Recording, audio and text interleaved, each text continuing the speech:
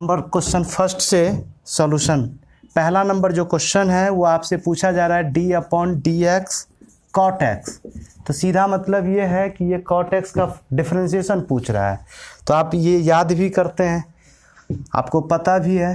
तो cot x का differentiation क्या होगा? Minus cosec square x, minus cosec square x. तो आपका ऑप्शन बी में है ये, तो ऑप्शन बी सही है ना। फिर सेकेंड नंबर क्वेश्चन हम लोग देखते हैं, integration of E to the power x sine x plus cos x D x. अब समझिए, मैं इंटीग्रेशन बाय पार्ट पढ़ाया, उसमें एक प्रकार का फॉर्म ऑफ इंटीग्रेशन पढ़ाया था, integration of E to the power X F X और plus F dash X D X. तो इसका रिजल्ट हो जाता है E to the power X F X. तो आपको देखना क्या है, इस फॉर्म के इंटीग्रेशन में जो ई टू द पावर एक्स हो, फंक्शन हो और इसका डिफरेंशिएशन बगल में हो, तो ये साइन एक्स है एफ एक्स और इसका डिफरेंशिएशन बगल में ये है एफ डैश एक्स। तो इसका डायरेक्ट रिजल्ट हो जाएगा ई टू द पावर एक्स और एफ एक्स। तो ये हो जाएगा ई टू द पावर एक्स और ये साइन एक्स प्लस सी। तो आपके ऑप्शन में है ये E to the power x sine x plus C, option number B आपका ये सही है ना। चलिए देखेंगे थर्ड नंबर क्वेश्चन। ये इंटीग्रेशन है 0 से a F X D X. तो आप याद कीजिए, ये प्रॉपर्टीज ऑफ डेफिनेट इंटीग्रेशन है, उसमें ये बताया गया है, हम लोग प्रूफ करके बताते हैं बच्चे को कि 0 से a हो तो इसका रिजल्ट क्या हो जाता है, ये फंक्शंस के जगह रिप्लेस हो जाता है। 0 से a रहेगा एफ ए माइनस एक्स हो जाएगा, डी एक्स हो जाएगा। तो ये प्रॉपर्टीज है, पहला नंबर प्रॉपर्टी हम लोग यही पढ़ाते हैं, है ना।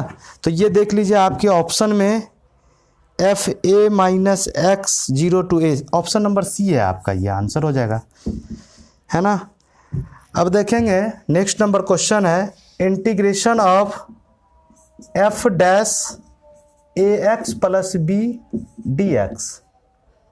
ये तो हम जिस फंक्शंस का डिफरेंशिएशन और फिर से उसे इंटीग्रेशन करते हैं तो वही फंक्शंस आता है और कोफिशिएंट डिवाइड में चला जाता है। तो अब आप समझिए, इस डिफरेंशिएशन वाले फंक्शंस को हम इंटीग्रेशन कर रहे हैं, इसका मतलब वापस से एफ एक्स आने वाला है, f a x plus b, और ये जो एक्स कोफिशिएंट है वो आपका डिवाइड में चला जाएगा।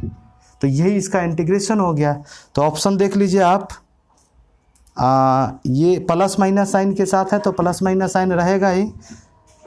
तो आपका ऑप्शन है ऑप्शन नंबर बी में ये ऑप्शन है, तो ये आपका आंसर सही होगा, है ना। अब फिर नेक्स्ट नंबर क्वेश्चन देखेंगे, देखते हैं हम लोग नेक्स्ट नंबर क्वेश्चन।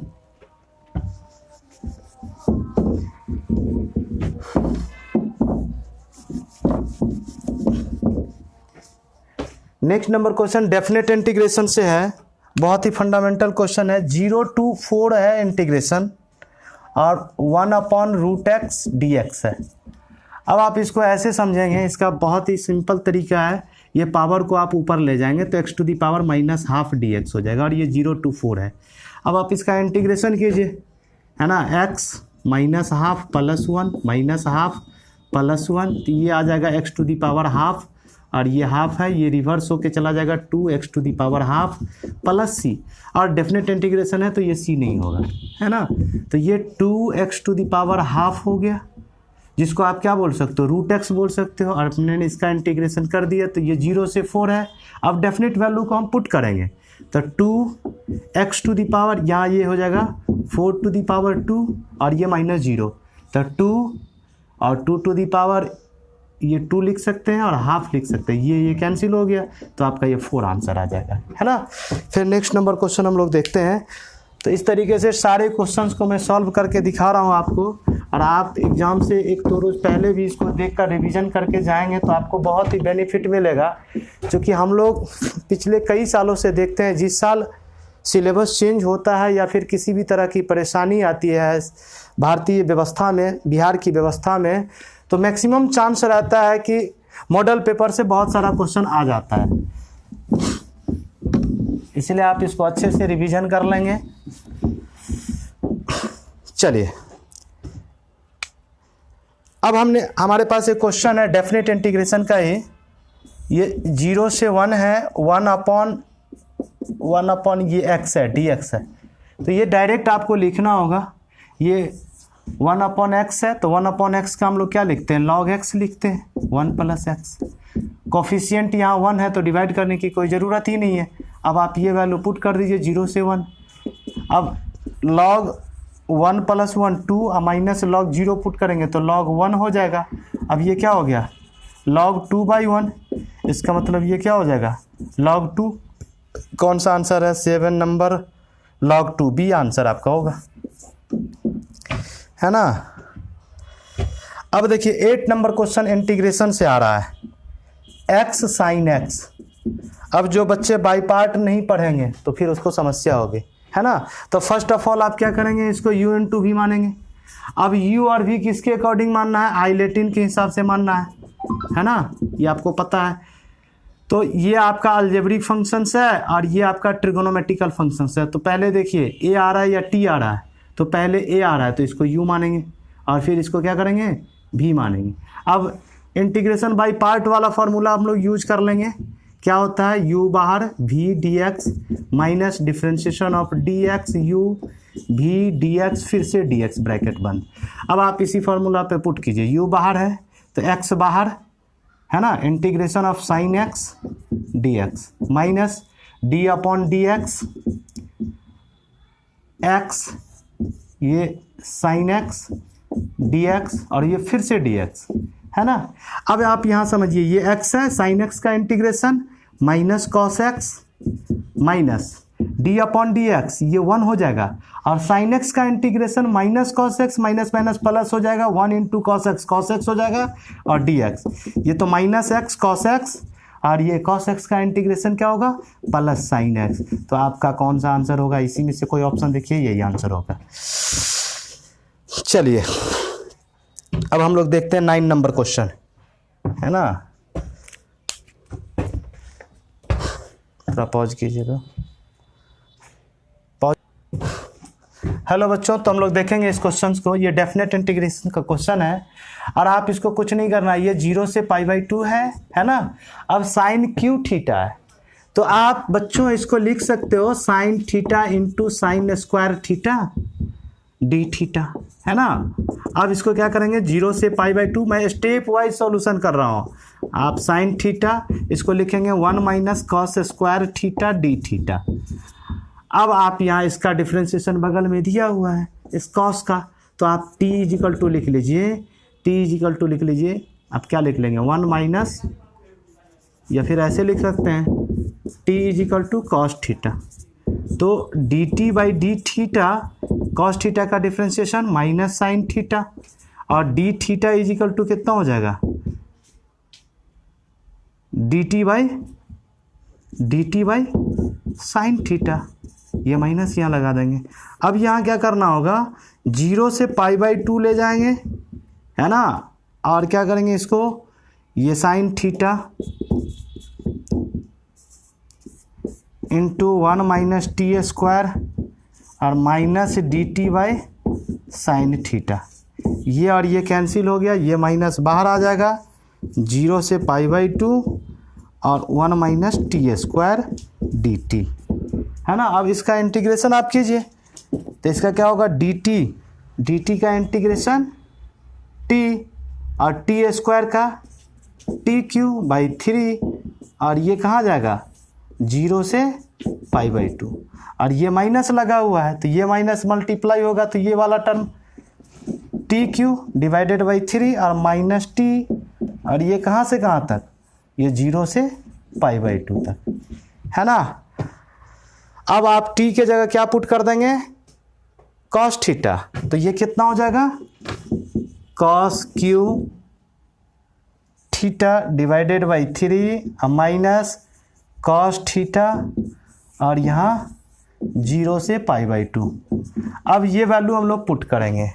cos π/2 क्या होता है, cos π/2 0 0 माइनस 0, और ये फिर हो जाएगा आपको माइनस 1/3 और -1, तो -1/3 और minus minus +1, that means 1 minus 1/3, इसी को सॉल्व कर लेंगे, ये आंसर लिख लेंगे, है ना। चलिए नेक्स्ट नंबर क्वेश्चन हम लोग देखते हैं। 9 के बाद 10 नंबर है, ये 0 से a है x/√√a² - x² dx। इसका क्या होगा आप देखेंगे इसको। अब इसका डिफरेंशिएशन देखेंगे, ऊपर में आपके पास है तो हमने इसको t मान लिया, a² - x² को t मान लिया, तो a² का डिफरेंशिएशन 0, x का ये 2x और ये dt/dx। तो dx इजिकल टू कितना हो जाएगा, dt/-2x। अब यहाँ पे इंटीग्रेशन करेंगे हम। लिमिटिंग वैल्यू इसलिए नहीं चेंज करते हैं क्योंकि हम आगे चल करके t के जगह ये वैल्यू रिप्लेस कर देंगे। अगर t के जगह ये वैल्यू आप रिप्लेस नहीं करेंगे तो फिर यहाँ पे लिमिटिंग वैल्यू चेंज करना पड़ेगा, लेकिन मैं चेंज नहीं कर रहा।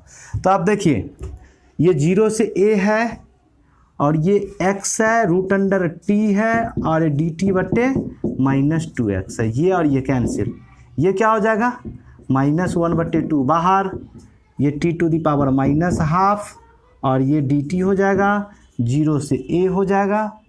अब इसका आप इंटीग्रेशन कर दीजिए, -½ t⁻⁻½ +1 -½ +1, तो ये क्या आ जाएगा -½ t⁻⁻1/2 ये कैंसिल, ये आपका क्या हो जाएगा -t⁻½ और आप इसको क्या लिख सकते हो ये t, तो -√t के जगह a² - x² d, ये आप लिख लेंगे। अब इसकी वैल्यू आप क्या करेंगे, यहाँ से आप डेफिनेट इंटीग्रेशन वाली वैल्यू लगा लेंगे, कहाँ 0 से a, है ना। तो जब ये वैल्यू आप पुट करेंगे, ये वैल्यू पुट करेंगे तो ये क्या निकल के आएगा, 1 मिनट,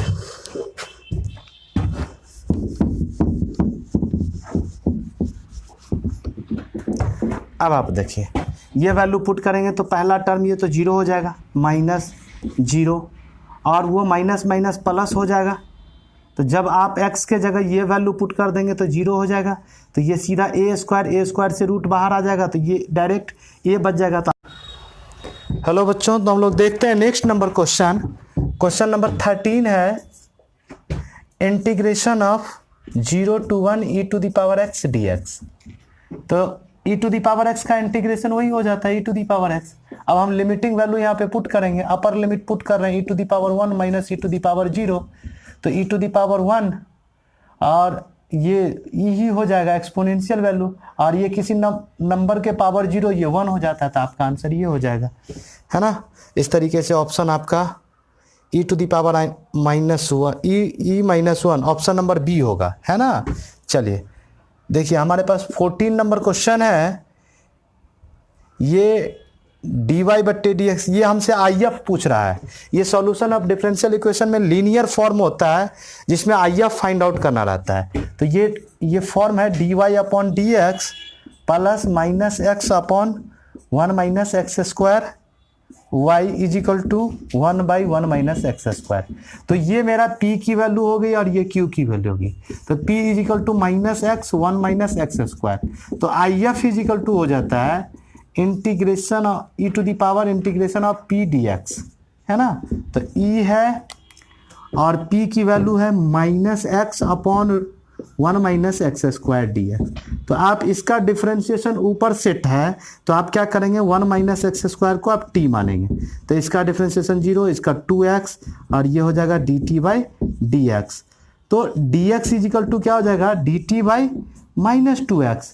अब इस वैल्यू को यहाँ पे आप रिप्लेस कर दीजिए, e⁻−x ये t और dt/-2x, ये और ये कैंसिल, ये x कैंसिल, ये आ जाएगा आपका e⁻1/t का log t हो जाएगा, और ये हाफ है बाहर आ जाएगा log t। इसको आप ऐसे लिख सकते हैं e log t⁻ t to the power half हो जाएगा, और लॉग में बेस और ये रहता तो ये डिलीट हो जाता है, ये t to the power half हो जाएगा, जिसको आप रूट टी बोल सकते हो। और टी के जगह हमने क्या माना है, 1 माइनस एक्स स्क्वायर। तो आपका integral factor 1 minus x square ये हो जाएगा आंसर। अब आप ऑप्शन में देखिए 14 नंबर क्वेश्चन का option root under 1 minus x square, option number d आपका आंसर हो जाएगा, है ना। नेक्स्ट नंबर देखते हैं हम लोग।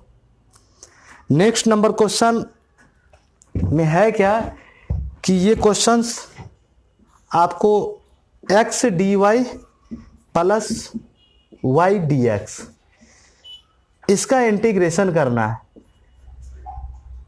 जो कि बिल्कुल पॉसिबल नहीं है। क्योंकि आप ऐसे समझिए, यहाँ पे ये साइन एक्स है और यहाँ डी एक्स होना जरूरी है। तो जब ये फंक्शन एक्स है तो यहाँ डी वाई होगा, तब ये इंटीग्रेशन पॉसिबल है। तो ये क्वेश्चन सही नहीं है। नेक्स्ट देखते हैं हम लोग क्वेश्चन नंबर 16। क्वेश्चन नंबर 16 हम लोग देखेंगे क्या है। ये डिफरेंशियल इक्वेशंस का सॉल्यूशन पूछ रहा है हमसे, है ना। चलिए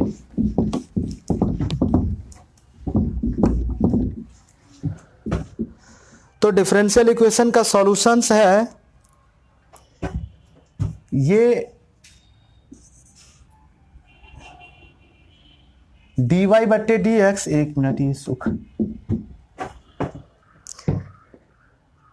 डी वाई बट्टे D x is equal to x upon y.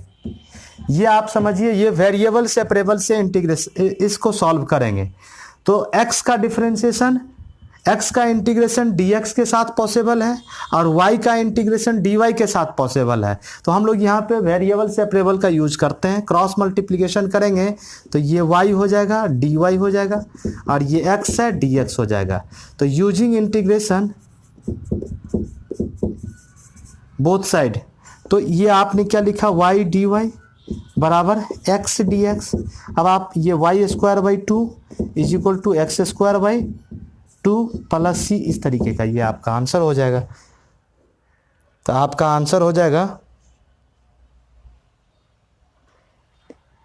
ये 2 2 कैंसिल, ये आपका ऑप्शन नंबर सी हो जाएगा, क्योंकि ये एक्स स्क्वायर ये आएगा वाई स्क्वायर बाई 2 और minus x square by 2 is equal to C है। और आप इसको एलसीएम लेंगे तो ये Y square minus x square is equal to 2c हो गया, और 2c को मैं एक अलग सा कांस्टेंट दे दिया, इसीलिए ये के स्क्वायर। तो ऑप्शन नंबर आपका ये सी आंसर सही हो जाएगा, है ना।